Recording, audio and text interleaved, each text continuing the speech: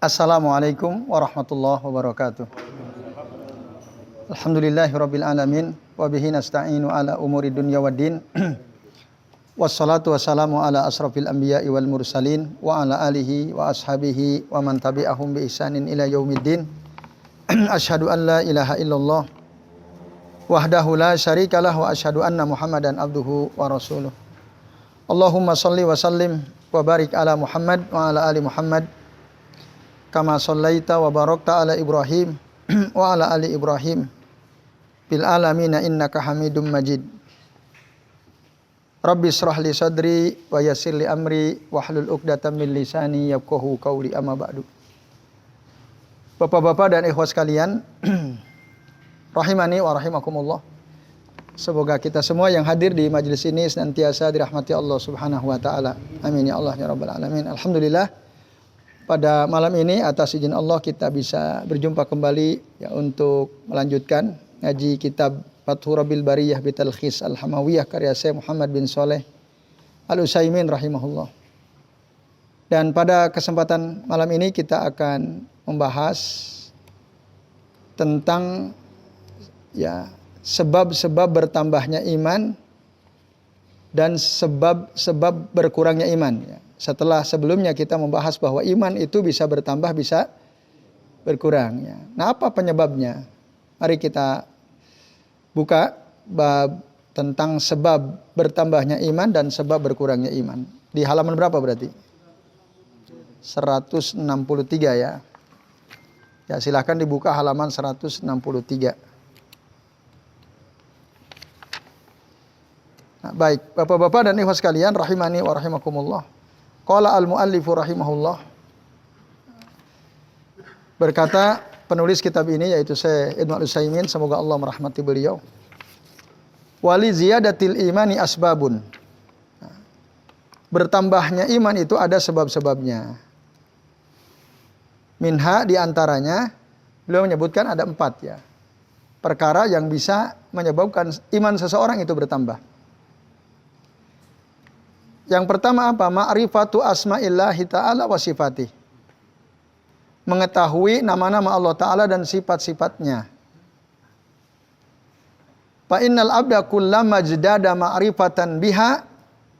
Sesungguhnya seorang hamba setiap kali ilmunya, pengetahuannya tentang nama dan sifat Allah bertambah, wa bimuqtadayatiha, dan ya pengetahuan dia tentang konsekuensi dari nama dan sifat-sifat Allah bertambah, wa asariha, dan bertambah pula ya pengetahuan seorang hamba itu tentang pengaruh atau dampak dari ilmu tentang asma dan sifat Allah Ta'ala, maka izdada imanan bi rabbihi wa hubban lahu wa ta'zima.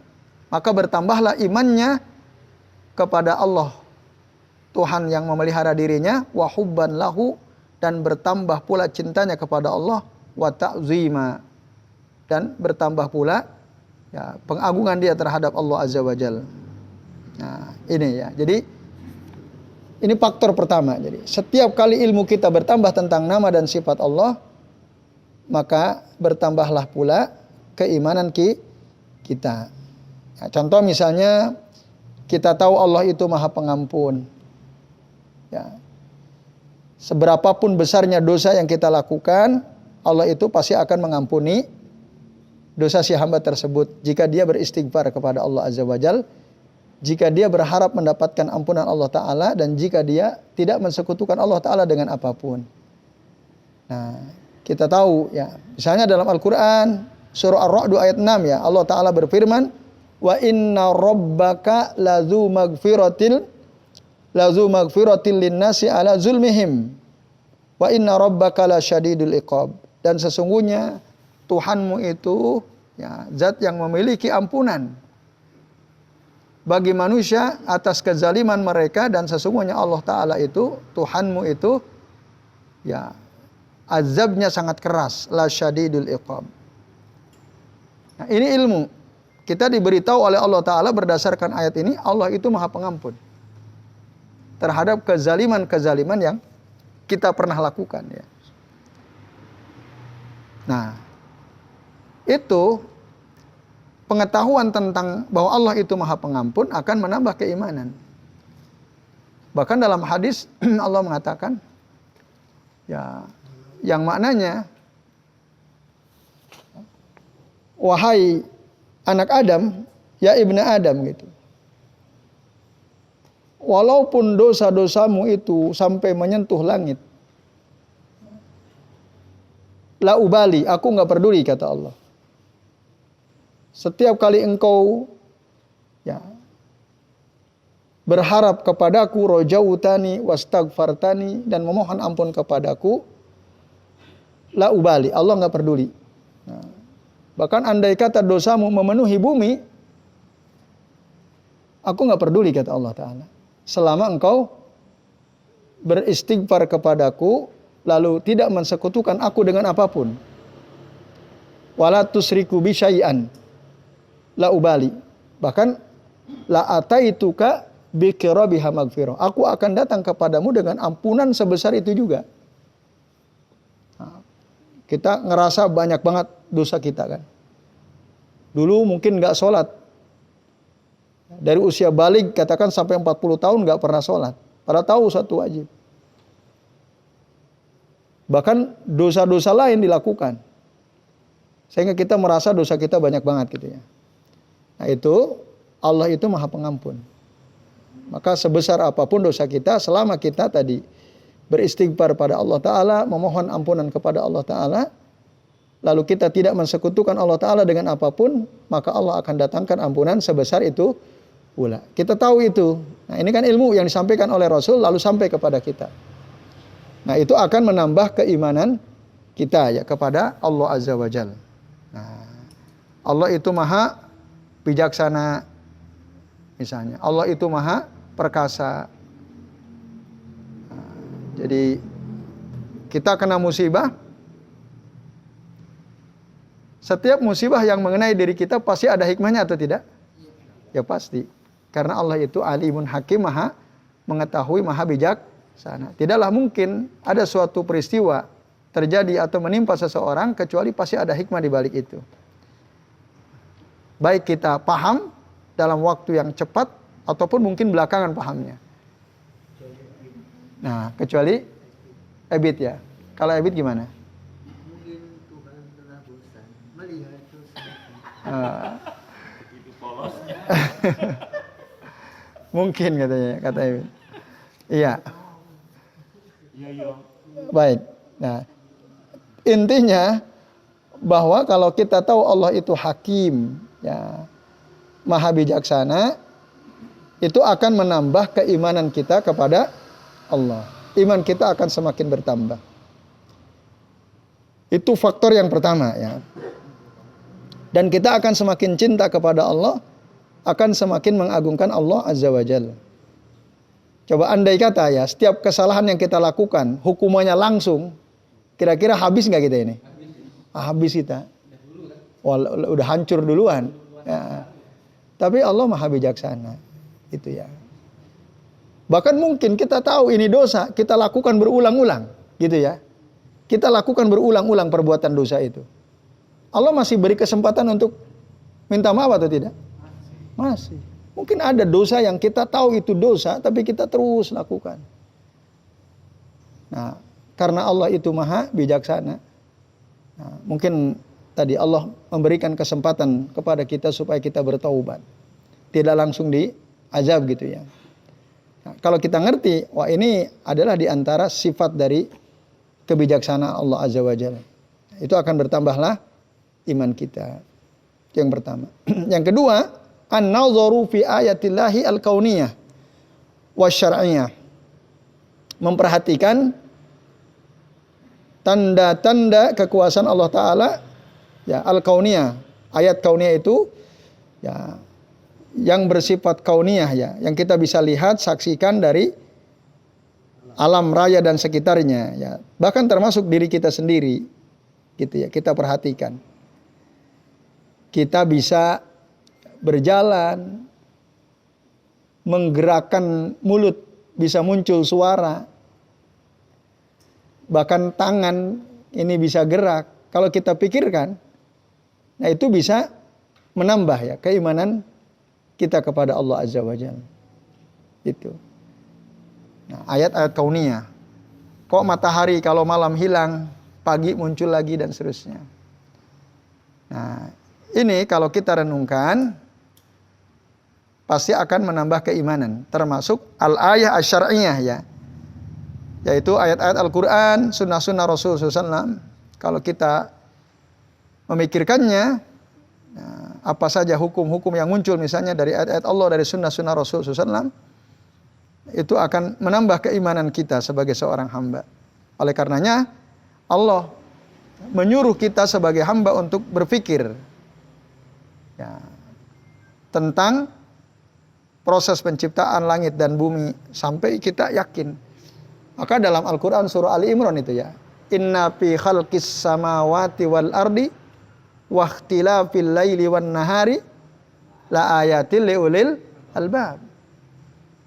Nah, sesungguhnya dalam penciptaan langit dan bumi itu dan adanya pergantian malam dan siang, waqtilafil laili wan nahar, la ayat, di sana ada tanda-tanda kekuasaan Allah Ta'ala. La ayatin liulil albab, bagi orang-orang yang berpikir ya. Itu terus apa? Alladzina inna fi khalqis samawati wal ardi wa ikhtilafil laili wan nahari la ayatin liulil albab alladzina yadhkurunallaha qiyaman wa qu'udan wa 'ala junubihim wa yatafakkaruna apa? Fi khalqis samawati wal ard. Nah, jadi ulul albab itu ya orang-orang yang selalu berzikir kepada Allah Ta'ala dan memikirkan. Kok bisa ya, langit indah sekali itu langit. Kemarin saya perjalanan dari Jogja ke Kudus lewat tol. Kalau di kota itu kan tidak sempat kita lihat langit. Kalau di tol kan pemandangan luas ya. Apalagi kita nggak nyopir, cuma duduk gitu. Mata lihat ke atas, indah sekali.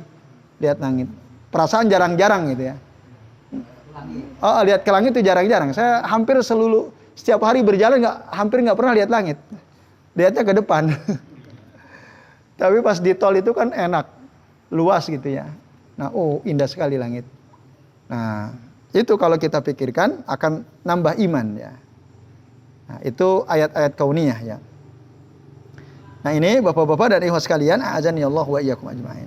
Fa innal 'abda kullama nazara fiha, sesungguhnya seorang hamba setiap kali dia memperhatikan tadi ayat kauniyah, ayat syariah, wa ta'ammala mastamalat alaihi minal qudratil bahirah wal hikmatil balighah, dan ya merenungkan ya kekuasaan Allah Ta'ala, hikmah Allah Subhanahu wa Ta'ala ya. Maka izdada imanan wa yaqinan bila raib, akan bertambahlah keimanan dan keyakinannya tanpa ada keraguan sedikit pun. Itu coba. Langit yang kita tahu tebalnya berapa tebal, seberapa tebal langit itu? Masih ingat gak? Perjalanan 500 tahun. Tebalnya langit. Itu satu langit tebalnya masiratu khamsina khamsumi'ati sana ya. Khamsumi'ati sana. Satu lapis langit lebarnya nggak ada keterangan. Panjangnya nggak ada keterangan. Tapi yang jelas kita lihat aja udah panjang banget, lebar banget kan. Kok nggak jatuh? Padahal nggak ada tiangnya kan. Wal beratnya kita nggak bisa hitung beratnya. Nah itu coba kalau kita pikirkan, itu gimana kok nggak bisa jatuh gitu lah. Nah siapa yang mengangkat mengokohkan Allah Azza wa Jalla. Nah itu kekuatan al-bahirah. Nah ini bapak-bapak dan ikhwas sekalian, ya, kalau kita mau mikir itu pasti imannya nambah itu. Kalau kita mau mikir ya. Cuman seringkali memang kita melihat alam ini biasa-biasa saja. Padahal disuruh kan, aslinya disuruh. Afala yanzurun, afala ta'qilun dan seterusnya. Nah, makanya untuk bisa sampai pada level ulul albab itu tidak mudah gitu ya. Nah, kita ini apakah sudah sampai level kita pada ulul albab apa belum? Ulul albab jadi apa? Alladzina yadhkurunallaha qiyaman wa qu'udan wa 'ala junubihi wa yatafakkaruna fi khalqis samawati wal ardh.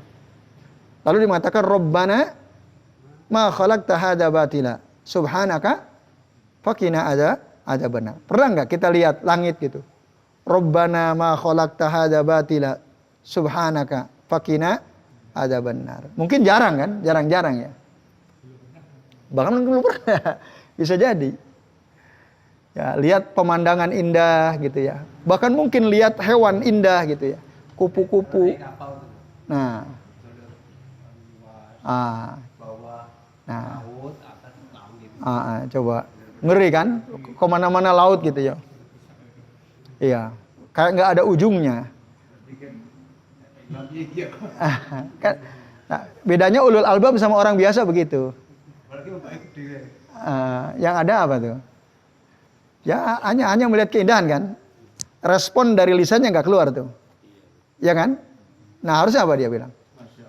Nah, Masya Allah. Atau tadi Rabbana ma khalaqta hadza batila subhanaka faqina adzaban. Nah ada kalimat subhanaka faqina adzabannar. Ya Maha suci engkau ya Rabb, peliharalah kami dari siksa api neraka. Melihat keagungan ciptaan Allah lalu kita ingat dosa, lalu minta supaya Allah pelihara kita dari siksa api neraka. Kayaknya nggak nyampe ke situ ya. Saya paling terima kasih ya Allah, intinya begitu aja. Nah, itu ketika belum punya ilmu begitu ngomongnya. Nah, sekarang harusnya berubah ya. Insyaallah. Nah, kalau itu kan nggak ada pujian sama Allah ya. Tapi kalau Rabbana ma khalaqta hadza batilan subhanaka faqina adzaban. Ada pujian nggak? Ada pujian, ada doa, permohonan dan seterusnya. Kan beda kalau ya Allah terima kasih ya Allah. Gitu aja kan? Beda kan? Nah, itu. Nah, takjub mengagungkan Allah Azza wa Jalla. Lalu minta supaya Allah melindungi kita dari azab siksa api neraka. Setiap hari ini kan kita kan di sholat pagi itu habis zikir terus pagi kita mulai subuh. Biasanya kan terus kita olahraga gitu misalnya. Olahraganya kalau enggak ada tiduran. Mikir udah sholat udah tapi dosa itu apa ya? Yang bunyi lah kadang gitu. Terus mikir ke dosa bukan buang. Terus mikir ke besok disiksa. Kenapa kalau pagi itu? Takut nggak? Antum merasa takut? Nah, ya kalau merasa takut bagus ya. Itu. Hari itu, Pak. Setiap hari mikir itu mau tidur mikir. Nah itu bagus ya. Nanti ada di sini merasa takut ya. Oke baik. Jadi itu ya bapak-bapak dan ikhwas sekalian, itu yang kedua yang bisa menambah iman kita. Sebab bertambahnya iman. Yang ketiga apa? Fi'lut ta'ati taqarruban ilallahi ta'ala. Mengamalkan amal-amal ketaatan dalam rangka untuk mendekatkan diri kepada Allah Ta'ala. Apapun itu amal ketaatan. Kita hadir ke majelis ilmu itu amal ketaatan bukan? Ya, amal ketaatan. Insya Allah. Nah, dalam rangka taqarruban ilallah juga. Nah, dalam rangka untuk mendekatkan diri kepada Allah Azza wa Jalla. Asal diniatkan ya.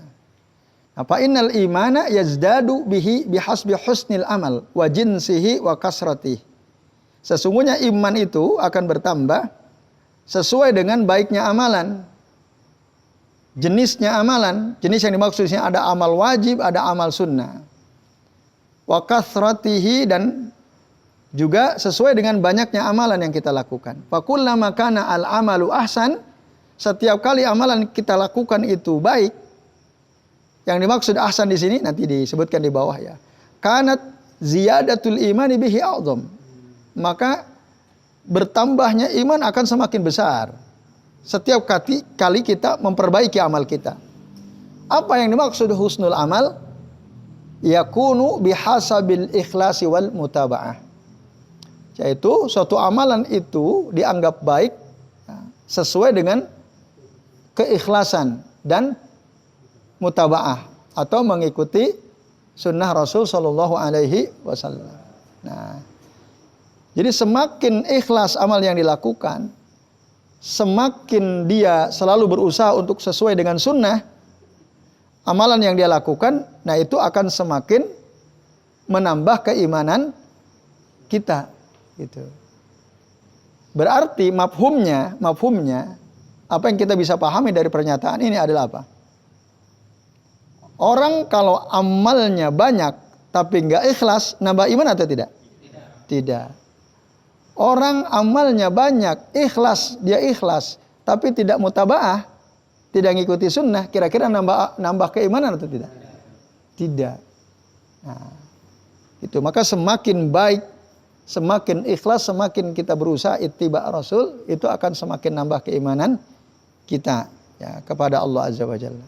Nah, ini ya Bapak-bapak dan ikhwas sekalian, a'adzani Allahu wa iyyakum ajmain. Jadi penting itu ya. Nah, kalau jenis amal tadi ya ada amal badan, ada amal yang berkaitan dengan harta. Ya. Itu nanti beragam jenis amalan yang bisa lakukan, itu juga akan menambah keimanan kita kepada Allah Azza wa Jalla. Nah, termasuk juga banyaknya amal ya yang kita lakukan, selama itu ikhlas, selama itu berusaha sesuai dengan sunnah Nabi, maka dia akan juga menambah keimanan kita kepada Allah Azza wa Jalla. Nah,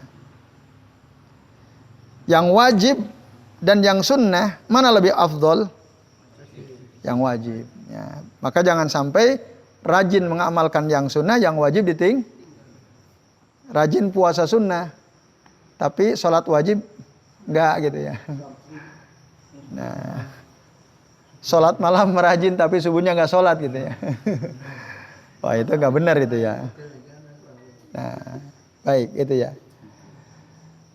Bahkan kata Umar, aku lebih baik sholat subuh berjamaah, ya, tapi tidak sholat malam daripada sholat malam semalam suntuk tapi nggak sholat subuh jamaah. Karena dulu pernah ada, ya orang yang hidup di zaman Umar waktu beliau menjadi khalifah, saat subuh, kan kalau dulu imam itu memperhatikan jamaahnya kan, makanya dianjurkan kepada imam itu untuk menghadap ke arah makmum ya setelah selesai sholat sambil zikir ba'da sholat itu. Nah itu ada fungsinya. Di antara fungsinya adalah melihat ya siapa di antara para jamaah itu yang tidak hadir gitu ya, tidak hadir. Lalu ditanyakan si fulan mana? Gak ada yang tahu. Akhirnya Umar pulang melewati rumahnya, ketemu ibunya. Ibu, anakmu si fulan mana? Kok tadi enggak ada sholat subuh berjamaah? Kata ibunya, iya Umar. Karena tadi malam dia sholat subuh semalam suntuk. Sholat subuh. Sholat lail ya. Sholat lail semalam suntuk. Saya pas subuh ketiduran gitu. Tidak sempat sholat jamaah. Lalu kata Umar, nah bagiku lebih baik sholat subuh berjamaah di masjid walaupun tidak sholat lail daripada sholat lail semalam suntuk tapi tidak sholat subuh berjamaah. Gitu. Nah itu menunjukkan bahwa yang wajib itu lebih utama daripada yang sunnah. Nah itu. Nah, lalu wa amma jinsul amali fa innal wajiba afdalu minal masnun. Dan adapun jenis amal itu sesungguhnya yang wajib lebih utama daripada yang sunnah. Wa ba'du ta'ati aw kadu afdalu minal ba'dil akhar. Dan ya sebagian ketaatan itu lebih ditekankan dan lebih utama daripada sebagian yang lain. Nah, ini Bapak-bapak dan ikhwas sekalian, a'adzani Allahu wa iyyakum ajmain. Nah, maka ada hadis ketika Rasul ditanya, ayyul amali ahabu ilallah? Apa amalan yang paling dicintai oleh Allah Azza wa Jalla? Apa jawaban Nabi? Dalam satu kesempatan Nabi mengatakan as-salatu ala waqtiha. Nah, terus summa ayyu. Qal birrul walidain, kata Rasul. Qultu summa ayyu, kemudian aku bertanya apa lagi ya Rasul? Al jihadu fi sabilillah. Nah, itu menunjukkan tingkatan-tingkatan amal yang paling utama dari jawaban Nabi SAW. Maka wa kullama kanati ta'atu afdal, setiap kali amal ketaatan itu lebih utama, kanat ziyadatul imani biha azam. Maka bertambahnya iman akan semakin besar. Kita pilih yang utama-utama gitu ya. Maka iman akan bertambah semakin besar. Wa amma kasratul amal fa innal imana yazdadu biha. Adapun banyaknya amal, iman bisa bertambah dengannya. Li'annal amala minal iman. Karena amalan juga itu adalah bagian daripada iman. Fala jaroma'an yazida biziyadatihi. Maka ya sangat mungkin bertambah iman itu dengan bertambahnya amal. Nah, ini Bapak-bapak dan ikhwas sekalian, a'adzanillahu wa iyyakum ajmain. Yaitu. Nah, lalu yang ketiga apa? Yang keempat ya. Tadi yang ketiga ya. Nah, yang keempat, tarkul maksiati khaufan minallahi azza wajal. Ya, faktor yang bisa menambah keimanan adalah apa? Meninggalkan kemaksiatan karena takut ya dari azab Allah Subhanahu wa taala. Wa kullama qawiya da'i ila fi'lil maksiyah, setiap kali ya godaan panggilan untuk berbuat maksiat itu semakin kuat, kanat ziyadatul imani bitarkiha a'zam, maka bertambahnya iman dengan meninggalkan kemaksiatan yang pendorongnya kuat itu akan semakin besar bertambahnya. Maksudnya gimana? Ada kemaksiatan yang kuat sekali, kita termotivasi gitu ya. Ada pendorong-pendorong yang sangat kuat menggoda syahwat kita, hawa nafsu kita untuk kita lakukan. Kuat sekali. Nah, pendorongnya sangat kuat gitu. Lalu kita berusaha, enggak, saya nggak lakukan ini. Semakin kita bertekad untuk tidak melakukan, semakin pendorongnya semakin kuat. Tapi akhirnya kita berhasil meninggalkan kemaksiatan tersebut. Meskipun dorongannya kuat. Nah, maka imannya akan semakin kuat bertambah. Semakin besar tambahan imannya. Kenapa? Li'anna tarkaha ma'a quwwati da'i ilaiha dalilun ala quwwati imanil abad. Karena ketika seseorang itu meninggalkan kemaksiatan, padahal pendorongnya sangat kuat, tapi dia berhasil meninggalkan kemaksiatan tersebut, ini menunjukkan kekuatan iman dia. Orang kalau nggak kuat imannya, bisa nggak kira-kira dia meninggalkan perbuatan maksiat yang pendorongnya kuat? Bisa nggak? Nggak bisa. Berat. Gitu. Nah, ini ya. Bapak-bapak dan ikhwas sekalian, a'adzanillahu wa iyyakum ajmain. Itu. Apa contoh coba? Kemaksiatan yang pendorongnya itu kuat. Berzina misalnya. Apalagi ya sesuai syahwat, hawa nafsu. Korupsi? Ya mungkin korupsi. Riba. Ya. Riba ya. Nah, itu yang berkaitan dengan harta. Banyaklah contoh kemaksiatan yang pendorongnya sangat kuat. Kita ingin cepat kaya kan gitu. Ingin punya harta banyak dengan jalan yang cepat. Kesempatannya terbuka. Itu kan. Pendorongnya kuat nggak itu? Oh, kuat banget. Tapi kita katakan tidak pada korupsi gitu ya. Itu slogan dulu ya. Ya artinya saya nggak akan melakukan korupsi gitu ya. Nah, ketika dia mampu meninggalkan kemaksiatan tersebut, maka ziyadatu al-iman bihi a'zam, akan semakin besar imannya bertambah. Nah, ini Bapak-bapak dan ibu sekalian, a'adzanillahu wa iyyakum ajmain. Nah, ini tadi karena dia ini menunjukkan sikap dia mampu menghindari kemaksiatan padahal pendorongnya sangat kuat. Itu indikator bahwa dia itu imannya kuat gitu. Dan sekaligus wa taqdimihi ma yuhibbuhullahu wa rasuluhu ala ma tahwahu nafsuhu. Sekaligus menunjukkan kalau dia itu lebih mendahulukan sesuatu yang Allah dan Rasulnya cintai daripada yang dicintai oleh dirinya sendiri, oleh syahwatnya sendiri, oleh hawa nafsunya sendiri. Nah, itu. Jadi ada 4 tuh ya. Ada 4 yang bisa menyebabkan iman kita bertambah. Ringkasnya apa? 1,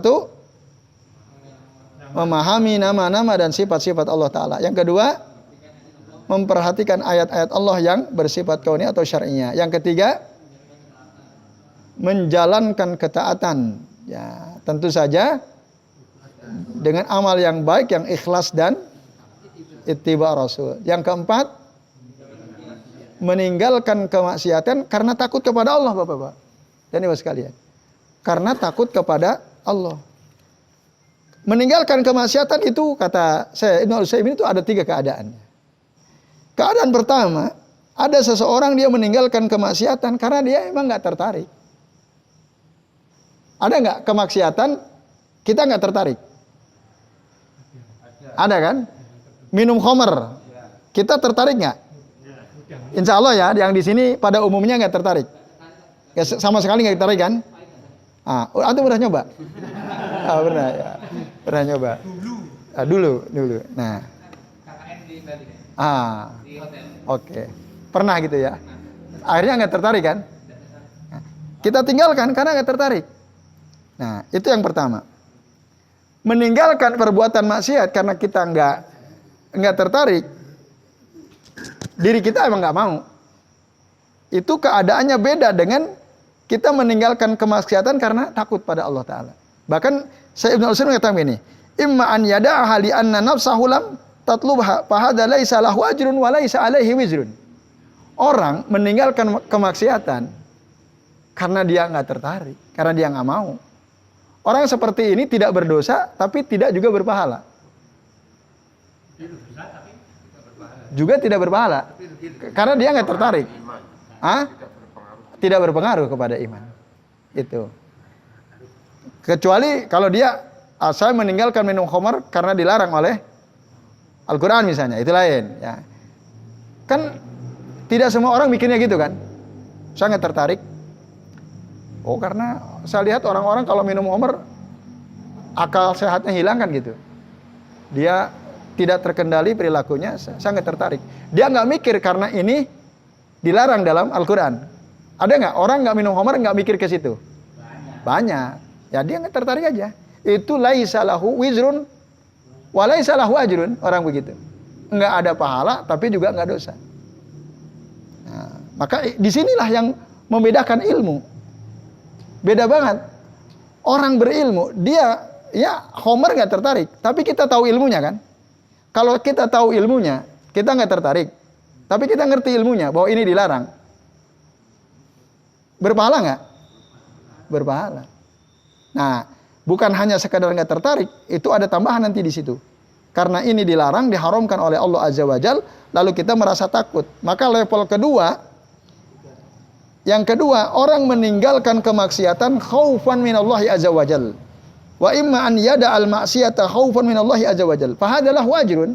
Orang yang seperti ini dapat pahala. Maka dalam hadis ada ya Rasul dalam hadis sahih ya riwayat Imam Al-Bukhari, Rasul mengatakan apa? Anna man hamma bisayyi'atin falam ya'malha katabahallahu ta'ala hasanatan kamilah. Bahwa orang yang ingin melakukan keburukan, tapi dia tidak melakukannya, ya mungkin karena takut pada Allah Azza wa Jalla, maka dicatat oleh Allah menjadi satu kebaikan yang sempurna. Ya, sebenarnya dia ingin melakukannya, tapi dia takut, nggak tertarik, tapi nyoba piye rasanya piye gitu ya. Walaupun Abu Naufal terjebak nyoba juga akhirnya kan, misalnya. Tapi sekarang beliau sudah taubat. Nah, tapi dia, saya takut deh. Saya takut sama Allah Azza wa Jalla. Nah, maka fahadalah wa ajrun. Orang seperti ini dia dapat pahala. Kata Nabi, kataballahu ta'ala hasanatan kamilah. Nah, itu. Kenapa? Li'annahu innama tarakaha min jira'i. Karena, kata Allah dalam hadis qudsi, dia meninggalkan perbuatan tersebut takut. Karena takut kepada Allah Azza wa Jalla. Ay min ajli ya.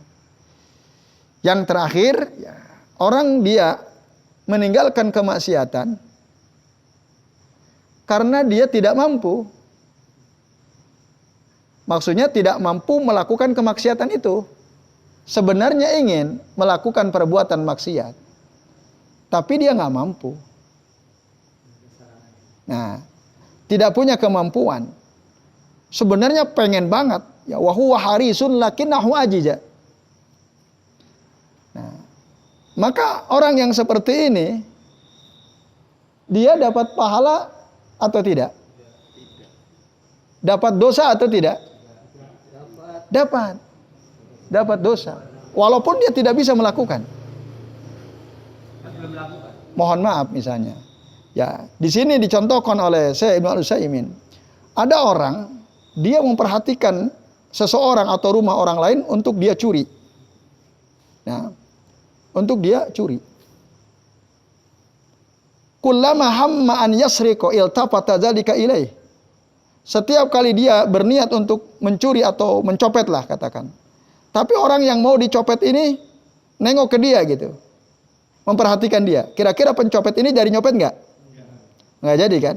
Kenapa dia nggak jadi nyopet? Nggak mampu kan? Karena diperhatikan. Atau ada rumah besar, ada CCTV-nya. Dia mau nyuri.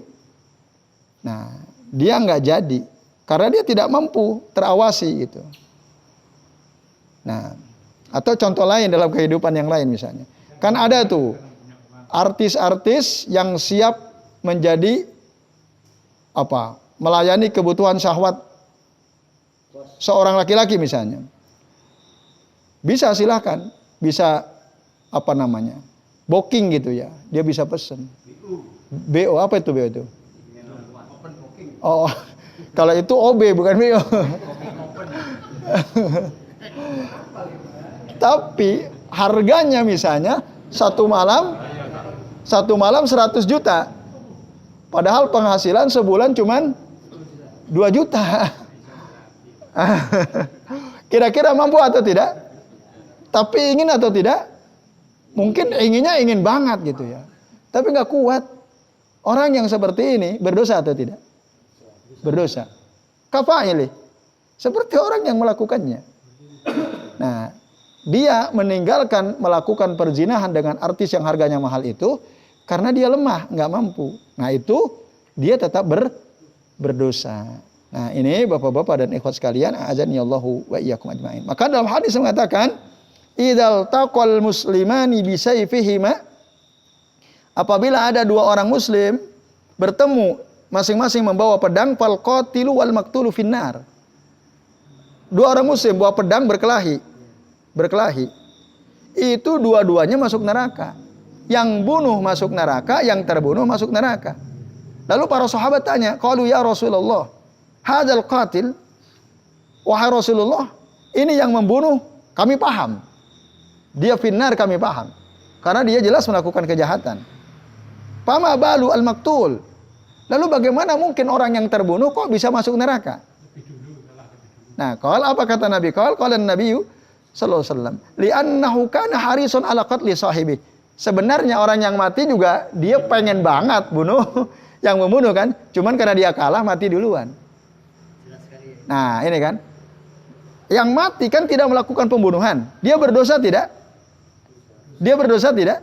Dia berdosa juga. Karena kalau dia mampu, dia akan bunuh juga. Nah, ini hadis ini riwayat Imam Al-Bukhari menunjukkan bahwa orang yang meninggalkan kemaksiatan karena dia tidak mampu tetap berdosa. Tetap berdosa. Sama seperti pelakunya. Nah, maka dalam surah Al-Baqarah itu ada lillahi ma fis samawati wa ma fil ardh wa in tubdu ma fi anfusikum aw tukhfuhu yuhasibkum bihillah. Dihisab itu. Nah, jadi milik Allah lah apa yang ada di langit dan di bumi. Wa in tubdu ma fi anfusikum aw tukhfuhu. Ya, jadi jika kamu menampakkan apa yang ada dalam diri kalian atau kalian sembunyikan, yuhasib apa? Yuhasibkumul. Allah pasti hisab itu. Ya, in tubdu ma fi anfusikum aw tukhfuhu yuhasibkum bihillah. Allah hisab. Ya, para sahabat waktu itu gelisah mendengar ayat ini. Kan banyak nggak keinginan buruk dalam diri kita, banyak nggak? Banyak kan? Saya yakin setiap kita ini siapapun ya, pasti ada keinginan buruk, keinginan melakukan satu kemaksiatan. Walaupun mungkin kita sering ngaji gitu ya. Ya, ada saja itu. Nah, kalau kita harison ala fi'lihi, kita ingin melakukan hal itu tapi nggak mampu, ya dihitung sama, makanya akan tetap dihisab, akan tetap dihisab. Itu. Tapi kalau kita ya tinggalkan, bukan karena kita nggak mampu, karena kita takut, nah itu enggak, tentu saja. Itu tidak dihisab, yang ada malah justru kita mendapat pahala. Nah, ini Bapak-bapak dan Ibu sekalian, a'adzani Allah wa iyyakum ajmain. Nah, sekarang wa amma naqsul imani falahu asbabun minha. Dan adapun berkurangnya iman juga ada sebabnya. Di sini sebutkan ada 3. Yang pertama apa? Al-jahlu billahi ta'ala wa asma'i wa sifatih. Tidak tahu ya. Jahil, dia nggak punya ilmu tentang siapa Allah, apa namanya, apa saja sifat-sifatnya, nggak ngerti, nggak ngerti. Nah, itu. Maka orang yang tidak paham, ya, laisa lahu ma'rifah billah ya. Dia nggak punya ilmu sama sekali tentang Allah, tentang nama-nama dan sifat-sifatnya, maka imannya akan kurang pasti imannya. Beda dengan orang yang paham. Yang kedua, al-ghaflatu wal i'radu 'anil nazar fi ayatillahi wa ahkamihil kauniyati wa syar'iyyah. Kalau tadi memperhatikan, ini lalai, berpaling atau meninggalkan merenungkan, memperhatikan ayat-ayat Allah atau hukum-hukum Allah Ta'ala, baik yang bersifat kauniyah maupun bersifat syar'iyah. Fa inna dzalika yujibu maradul qalbi au mautuhu. Ya, orang yang lalai berpaling dari memperhatikan ayat Allah, maka itu akan menjadi sebab hatinya menjadi sakit, bahkan mati hatinya. Bistila'i sahawati wa subuhati alaih. Karena hatinya dikuasai oleh syahwat dan subhat. Syahwat itu ya yang membinasakan seseorang. Nah, syubhat itu terjadi karena dia jahil ya, nggak punya ilmu, maka dia terjebak pada perkara yang syubhat. Nah, itu hatinya akan sakit atau bahkan lebih parah, dia akan mati hatinya. Karena dia tidak pernah mau merenungkan ayat Allah Ta'ala ya. Itu yang kedua. Yang ketiga apa? Fi'lul ma'siyah. Nah, melakukan perbuatan maksiat. Fayangkusul imanu bihasabi jinsiha wa qadriha wa tahawunu biha wa quwwati da'i ilaiha au dha'fihi. Itu akan mengurangi keimanan sesuai dengan jenisnya, dengan kadarnya, dengan ringannya ya, dan dengan sesuai dengan kuatnya godaan atau seruan untuk kuat atau lemahnya seruan untuk melakukan perbuatan maksiat tersebut. Ada berbeda-beda ya. Menurun dan tingkat penurunan iman seseorang itu dengan perbuatan maksiat sesuai dengan jenis kemaksiatan ya, sesuai dengan kadar kemaksiatannya, kuat atau lemahnya dorongan untuk melakukan maksiat itu. Nah, itu akan tentu berpengaruh secara berbeda-beda ya. Itu Bapak-bapak dan ikhwan sekalian, a'adzani Allahu wa iyyakum ajmain ya. Nah, saya kira udah jelas ini ya. Nah, contoh misalnya gini. Kemaksiatan membunuh orang.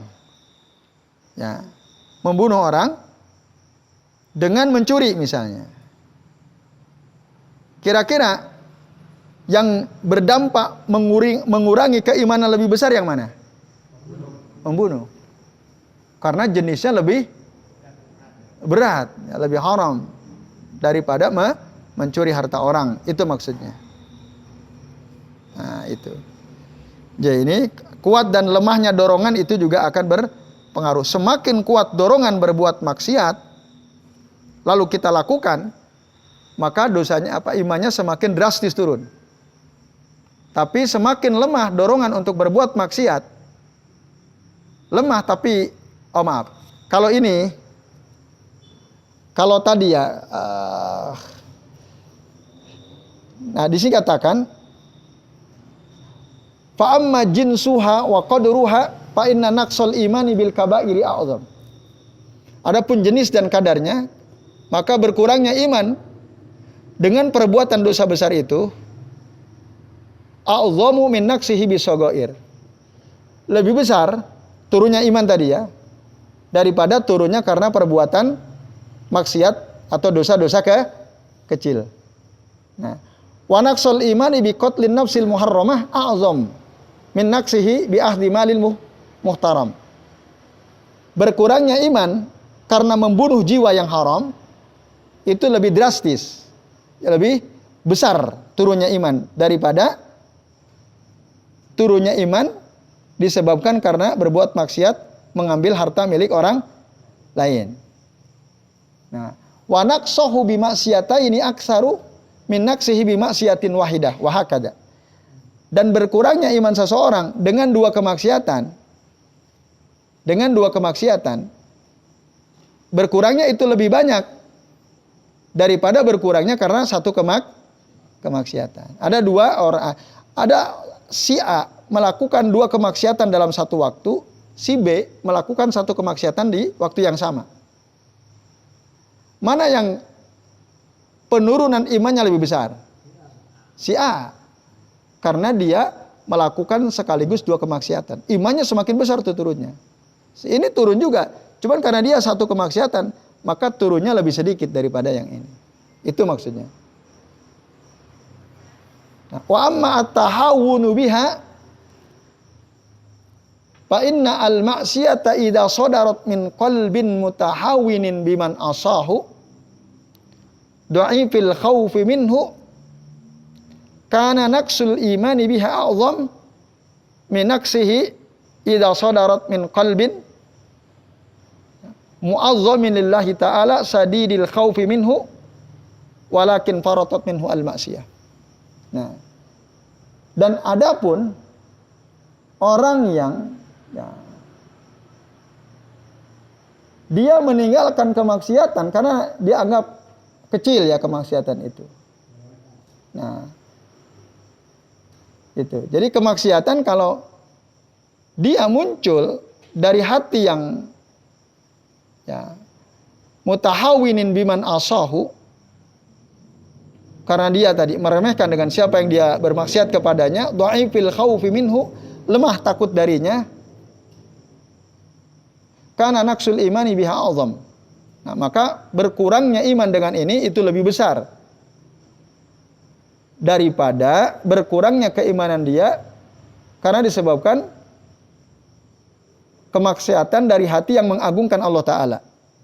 Jadi gini, ada si A ini dia tidak begitu mengagungkan Allah Ta'ala.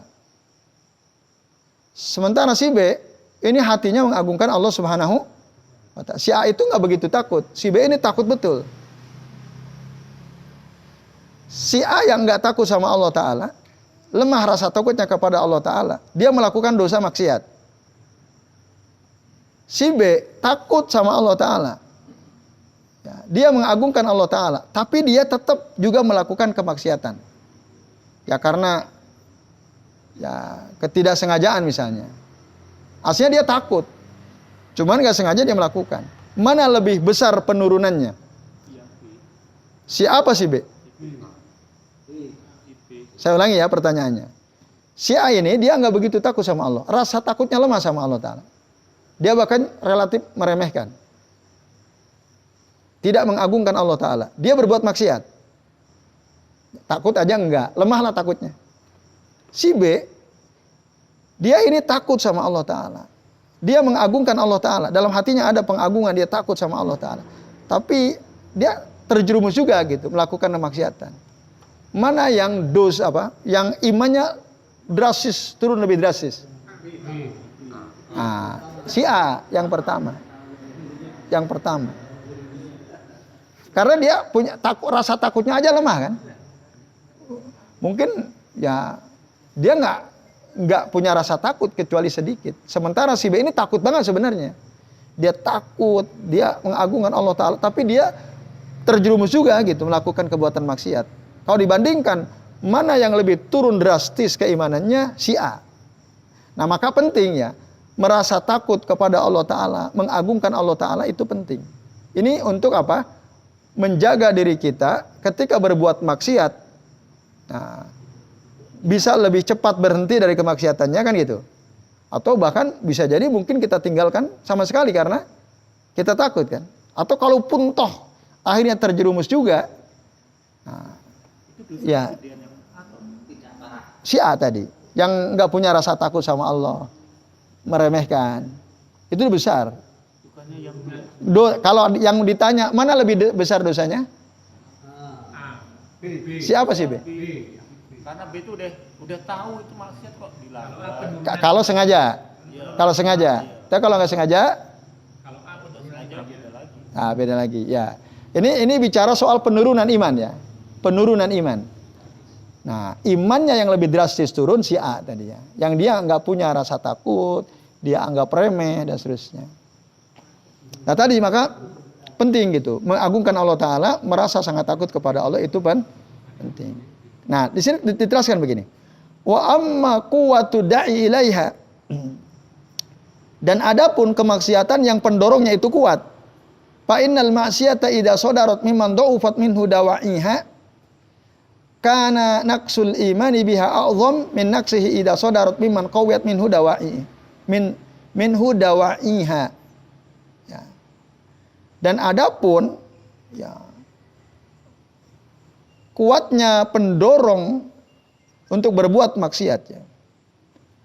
Maka kemaksiatan yang muncul dari orang ya atau ya yang muncul dari orang yang dha'ufat minhu dawa'iha, lemah gitu ya. Lemah, pendorongnya lemah.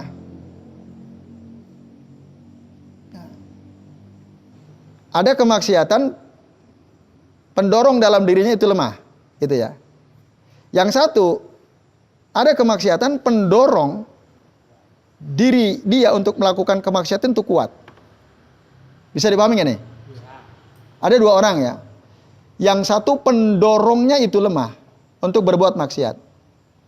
Yang satu lagi pendorongnya kuat. Contoh aja gampangnya gini. Kalau usia udah di atas 60 tahun. Contohnya siapa di sini? Di atas 60 tahun. Oh, Pak Nasir katanya ya. Ini bukan saya yang ngomong, Pak Antun ya. Nah, dengan yang muda, siapa yang muda di sini? Yang belum nikah? Mas Anin misalnya. Nah, Mas Anin dan Pak Nasir. Gitu ya. Nah, untuk melakukan perzinahan, kira-kira pendorongnya lebih kuat mana? Mas Anin atau Pak Nasir? Mas Anin. Walaupun Pak Nasir ngomong yang udah tua itu dari perut ke atas sudah tua. Perut ke bawah itu selalu muda kata beliau kan gitu. Nah, barusan tadi ngomongnya. Nah, saya kutip ini ya. Masih segar dalam ingatannya. Nah, pasti riset ilmiah menunjukkan dorongan berbuat zina itu Mas Anin lebih kuat. Ya kan? Karena dia lebih muda. Nah, kalau mereka berdua, nauzubillah tapi ya, atau orang lain yang usianya seperti Pak Nasir, orang lain yang usia seperti Mas Anin. Mereka berdua terdorong untuk berbuat zina. Akhirnya berdua anak muda dan orang tua itu berzina semua. Mana yang dosanya lebih besar? Yang tua, betul. Yang tua itu dosanya lebih besar. Udah tua kok masih berzina, padahal dorongannya semakin lemah. Itu maksudnya.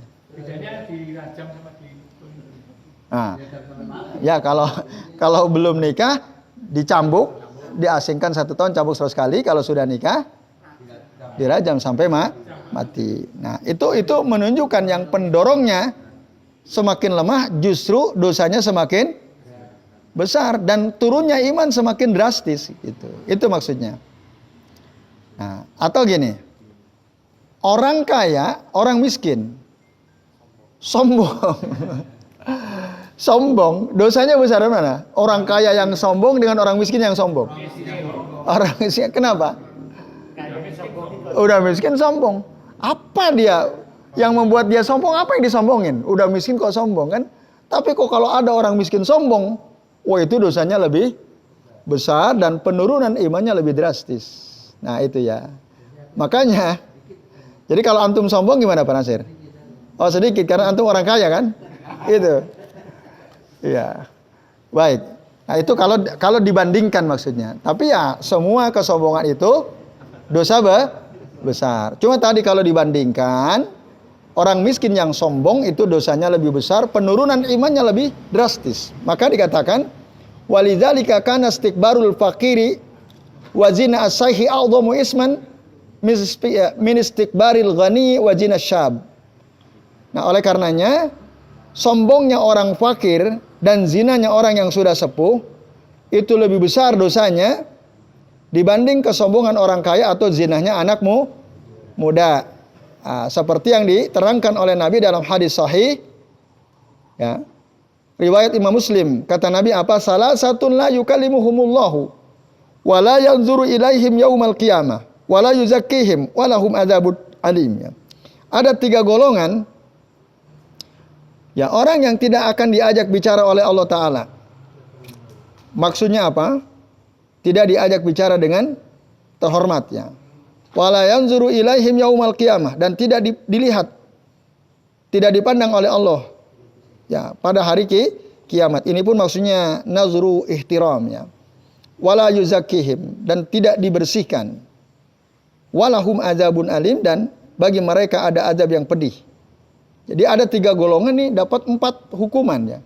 La yukallimuhumullah, la yanzuru ilaihim yaumal qiyamah, wala yuzakkihim, walahum adzabun alim. Siapa ketiga golongan yang dimaksud? Di antaranya sebutkan wa zakara minhum al-usyaimit az-zani. Orang yang sudah sepuh tapi masih berzina. Wal a'ilal mustakbira. Orang miskin yang Kenapa? Likillah tidak itilkal masya fihima. Karena ya, dorongannya itu kecil gitu untuk berbuat maksiat. Tapi kok masih? Wah, berarti dia dosanya lebih besar dan turunnya iman dia semakin drastis. Itu yang ketiga. Yang keempat, yang terakhir, tarku ta'ah. Meninggalkan ketaatan. Itu bisa mengurangi iman. Fa innal imana yanqusu bih. Sesungguhnya keimanan itu akan berkurang ketika kita meninggalkan ketaatan. Wan naqsu bihi ala hasabi ta'aqqudi ta'ah. Dan berkurangnya iman dengan meninggalkan ketaatan ini tentu saja sesuai dengan ya ketaatan yang lebih ditekankan gitu. Hasabi ta'aqqudi ta'ah. Fa kullama kanat ta'atu awkada, dan setiap kali ketaatan itu lebih ditekankan, kana naqsul imani bitarkiha a'zam. Maka berkurangnya iman dengan meninggalkan ketaatan tersebut semakin besar. Wa rubbama faqadal imana kullahu. Bahkan bisa jadi imannya hilang semua. Seperti apa? Katarkis shalah. Meninggalkan salat dengan sengaja tentu saja. Nah, jelas ya? Jadi semakin amal ketaatan itu sangat ditekankan, lalu kita tinggalkan, maka semakin drastis turunnya iman. Mendatangi sudah tahu jadwal kajian. Nah, Datang sudah bisa memperhatikan. Misalnya sedih di mana, rasa di mana. ya. Terus kita mau datang malas. Padahal aku mampu. Juga bisa mengurangi iman. Nah, Dan itu saya rasakan sekali. padahal bisa gitu ya. Nah, maka di sini katakan di bagian terakhir, summa inna naqsal imani bitarki ta'ati ala nau'ain. Ya, berkurangnya iman dengan meninggalkan amal ketaatan itu ada 2 macam. Ada nau'un yu'aqabu alaihi. Ya, yang pertama meninggalkan ketaatan lalu kita diazab karenanya, wa huwa tarkul wajibi bila uzrin, yaitu meninggalkan kewajiban tanpa uzur. Itu salat, dia tidak salat, nggak ada uzur, dia sehat, dia tidak sakit, tapi dia meninggalkan salat. Nah itu, nah ini diazab. Tapi ada wa nau'un la yu'aqabu alaihi. Ada ya jenis ketaatan ya, yang ketika kita meninggalkannya kita tidak diazab. Wa huwa tarkul wajibi li uzrin syar'iyyin aw hissiyyin, yaitu kita meninggalkan perkara yang diwajibkan karena ada uzur syar'i atau uzur hissi. Termasuk wa tarkul mustahab, termasuk meninggalkan perkara yang dianjurkan. Nah, memang pelakunya tidak diazab, tapi ini juga berpengaruh kepada berkurangnya seperti yang tadi Pak Antun ceritakan ya. Contoh misalnya yang tadi ya, Ada orang meninggalkan ketaatan karena ada uzur syar'i. Ini nggak diazab. Contohnya wanita tidak sholat ketika dia sedang haid. Dia meninggalkan amal ketaatan nggak? Ada uzur syar'i atau tidak? Ada. Uzur syar'inya ada. Dia nggak sholat. Diazab atau tidak? Tidak. Tapi bisa mengurangi keimanan nggak? Bisa. Karena wanita itu disebut naqisatuddin kan? Kurang agama. Apa sebab disebut kurang agama? Ketika ditanya, Rasul bilang apa? Karena para wanita itu ketika mereka haid, mereka tidak sholat. Mereka tidak puasa. Itu berkurang tuh agamanya. Nah, walaupun dia punya udzur syar'i, tapi bisa mengurangi. Wasani, yang kedua, katarki sholati duha, masalahnya. Tarkul mustahab. Dia meninggalkan sholat duha. Itu bisa ngurangi nggak? Tapi diazab tidak? Tidak. Wallahu a'lam. Nah, kalau kasus Pak Antun tadi menghadiri majelis ilmu, ya, itu hukumnya apa? Nah, ada saatnya wajib, ada saatnya mustahab. Nah, itu. Saat kita tidak menghadiri, misalnya, berarti kita meninggalkan, katakanlah, kalau dalam sepekan sebenarnya kita udah ada jadwal ikut kajian. Cuman dalam sepekan ada 1-2 hari tahu sebenarnya ada pengajian gitu ya. Saya nggak hadir deh. Itu masuknya wajib apa mustahab tuh? Mustahab ya. Masuknya mustahab. Itu masuk mustahab. Tapi kalau dia nggak ngaji sama sekali dalam setiap hari, menghadiri majelis ilmu wajib apa enggak? Wajib. Tapi kalau dia sudah ada jadwal ya ikut kajian misalnya. Nah,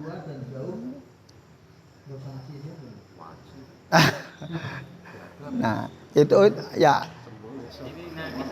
Nah, ya, itu bisa mengurangi keimanan. Bisa mengurangi seperti yang diceritakan Pak Antun tadi. Bisa. Cuman tidak diazab. Cuman iman bisa berkurang gitu. Iman bisa berkurang. Nah, wajib. Tapi tadi misalnya ada si A ini tiap hari nggak ada libur, dia ngaji terus tiap hari. Itu akan nambah iman atau tidak? Pasti nambah iman. Si B, nah jelas menghapus dosa. Si B ini dia hanya dalam sepekan cuma 4 hari saja. Sementara si A 7 hari ikut kajian terus. Si B cuma 4 hari ikut kajian, 3 harinya enggak. Mana yang lebih banyak bertambah imannya? Yang 7 hari. Itu jelas. Mana lebih banyak pahalanya? Yang 7 hari. Mana lebih banyak menghapuskan dosanya? Yang 7 hari. Si B ini dosa tidak? Enggak dosa. Tapi kemungkinan iman berturun? Ada kemungkinan imannya berturun ya. Seperti yang tadi Pak Antun ceritakan itu. Walaupun itu sebenarnya hukumnya mustahab.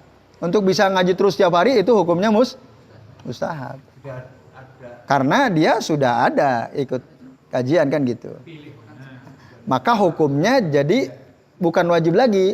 Maka dalil yang thalabul ilmi fardhatun ala kulli muslim itu meninggalkan sama sekali nggak ngaji itu dosa dia karena wajib. Tapi kalau dia bahkan katakan sepekan cuma sekali dia ikut kajian, sudah memenuhi hadis ini belum? Sudah gitu. Sudah. Dengerin khutbah Jumat. Udah gitu ngantuk. Nah, itu lain lagi. Nah, maka yang hari kedua ketika seterusnya itu hukumnya mustahab gitu. Bisa. Cuman tadi jadi beda. Antum Pak Nasir misalnya udah jauh dari Imogiri Timur, mungkin paling jauh di sini. Usia sudah di atas 60 tahun, walaupun ke bawah tetap semangat. Iya.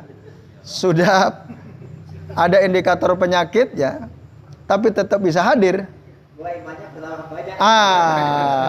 Dibanding dengan yang masih muda dan dekat. Kira-kira banyak mana pahalanya? lagi kan jadi motivasi. Wah, ya Dia yang muda-muda, Pak Nasir yang sudah sepuh aja luar biasa semangatnya. apalagi tambah sering traktir. Tambah lagi ya. Baik, itu ya Bapak-bapak dan Ibu sekalian. Jadi gitu Pak Antun. Jadi pertanyaan antum betul gitu ya. Itu semakin kita jarang tentu semakin berkurang. Kalau kita masa lalu banyak dosa ya. Dosa besar sekali. Ya. Besar sekali. Dosa setelah syirik ya. Nah, terus sudah bertobat minta ampun. Tapi kita masih diazab nggak? Masih masuk neraka nggak? Tergantung taubatnya. Taubat sudah. Taubat. Hari istighfar terus. Ya. Tadi kan sudah saya sampaikan. Aku nggak peduli kata Allah Ta'ala. Meskipun dosa dia sampai menyentuh langit, bahkan memenuhi seluruh bumi, kalau dia berharap dapat ampunan Allah Ta'ala, rojautani wastaghfartani, beristighfar terus kepadaku kata Allah, wala tusriku bisyai'an wala yusyriku bisyai'an, dan dia tidak mensekutukan Allah dengan apapun, maka fala ubali, aku nggak peduli. Ataituka atau ataituhu bikirobihal magfirah, aku akan berikan kepadanya ampunan sebesar itu juga. Jadi kalau dosa dia nyentuh langit, ampunan Allah juga sebanyak itu. Jadi diampuni. Jadi itu Pak. Berarti kalau diampuni itu nggak merasakan neraka. Iya, kalau diampuni ya berarti kita termasuk yang Dari neraka. ya. Karena kan kita bikinnya terus kok. Tinggal nanti tergantung waktu kita meninggal di akhir-akhir hidup kita. Nah, itu akan sangat menentukan. Gimana akhirnya? Sekarang mungkin kita taubatan nasuha. Akhirnya gimana akhirnya? Ada yang tahu nggak? Ada yang tahu nggak setiap kita bagaimana akhir kehidupan kita? Ada yang tahu? Nggak ada yang tahu. Itu. Kalau meninggal ketaatan ya mungkin bisa jadi. Gitu. Apalagi dia mampu mengucapkan la ilaha illallah. Nah, itu saya ada teman Pak. Dia meninggal dunia dalam keadaan apa? Mabok, tabrakan. Jam 10 malam saya di grup WA itu. Innalillahi wa inna rajiun. Si Fulan bin Fulan meninggal dunia. Usianya di bawah saya, jauh di bawah saya. Anaknya 3 masih kecil-kecil. Saya tanya, kenapa dia meninggal? Tabrakan katanya. Tabrakan toh gitu. Terus saya telepon. Dia tabrakannya kenapa? Mabok, lagi mabok katanya. Lagi mabok. Coba kasihan banget kan? Mati tabrakan lagi mabok. Itu su'ul khotimah atau husnul khotimah tuh? Su'ul khotimah. Itu padahal bapaknya itu kakeknya ya, Ustad itu kakeknya. Ustad disegani lah gitu. Tapi dia cucunya meninggal dalam keadaan tabrakan dalam keadaan mabok gitu. Nah, kan miris itu. Ujian buat kakeknya. Itu ada orang seperti itu. Nah, intinya kita ini tidak aman dari, kita aman nggak dari keadaan seperti itu? Tidak kan? Nggak ada yang. Bergaulnya dia. Nah itu betul. Tergantung pergaulan, betul sekali. Ya, maka ya beruntunglah kita yang punya lingkungan ya. Teman-teman yang soleh-soleh gitu ya, sehingga diingatkan terus. Mudah-mudahan kita semua meninggal dalam keadaan husnul khatimah. Amin ya rabbal alamin. Yaitu. Ya, tapi yang jelas al-awakhiru, kata para ulama, al-awakhir itu bagian akhir hidup seseorang itu merupakan mirasu as-sawabik ya. Ada ungkapan para ulama yang bunyinya gini, al-awakhiru mirasu as-sawabik. Al-awakhir mirasu as-sawabik. Bagian akhir hidup seseorang itu merupakan warisan dari masa lalunya. Apa maksudnya? Al-awakhiru mirasu as-sawabik. Al-awakhir ya itu. Bagian akhir hidup seseorang itu sebenarnya ditentukan oleh masa lalu dia. Kalau dia dari dulu maksiat terus, maka terus gitu ya, dia tidak bahkan oleh Allah disesatkan. Tapi kalau dulu mungkin dia maksiat, lalu dia taubatan nasuha, dapat petunjuk dari Allah Azza wa Jalla. Terus dia bertahan, taat, taubat, berteman dengan orang-orang baik. Nah, ini tentu kan akhirnya baik dia kan. Nah, semoga nanti di akhir bagian hidupnya dia, ya warisan bagian akhir tadi periode dalam kehidupan dia yang baik itu pantun. Bukan masalah yang suratnya itu. Bukan. Nah, maka tadi beruntunglah kalau ada orang sempat taubat ya sebelum meninggal dunia gitu. Tapi ya itu susah apa gampang tuh? Taubat sebelum mati, udah dekat ke mati lalu taubat. Kalau tahu ilmunya ya nggak. Nah itu, artinya jarang lah yang begitu ya. Nah yang ada mungkin masih jauh, usianya masih panjang oleh Allah diberikan hidayah, lalu dia kemudian taubat, terus dia beramal soleh, berteman dengan orang-orang soleh. Nah, oke, insya Allah ini juga akan meninggal dalam keadaan husnul khatimah insya Allah. Jadi itu Pak. Ya. Intinya tadi sebesar apapun dosa seseorang, kalau dia taubat berharap mendapat ampunan Allah Ta'ala, tidak berbuat syirik. Nah, ini penting, tidak berbuat syirik, maka Allah akan berikan kepada dia ampunan sebesar dosa-dosa yang pernah dia lakukan. Masuk surga atau enggak? Iya, jelas. Apa tidak akan merasakan azab di neraka? Bisa jadi. Bisa jadi. Yang penting kesyirikan ditinggalkan, dia istighfar betul-betul. Yaitu wallahu a'lam bishawab. Ya baik Bapak-bapak dan jamaah sekalian, karena sudah jam 10:30 ya. Gak kerasa kan? Kita cukupkan. Mari ya, kita akhiri dengan doa kafaratul majlis. Subhanakallahumma wa bihamdika asyhadu an la ilaha illa anta astaghfiruka wa atubu ilaik. Wa sallallahu ala Muhammadin wa ala alihi wa sahbihi wa baraka wa sallama alaihim ajmain. Billahi taufiq wal hidayah. Wassalamualaikum warahmatullahi wabarakatuh.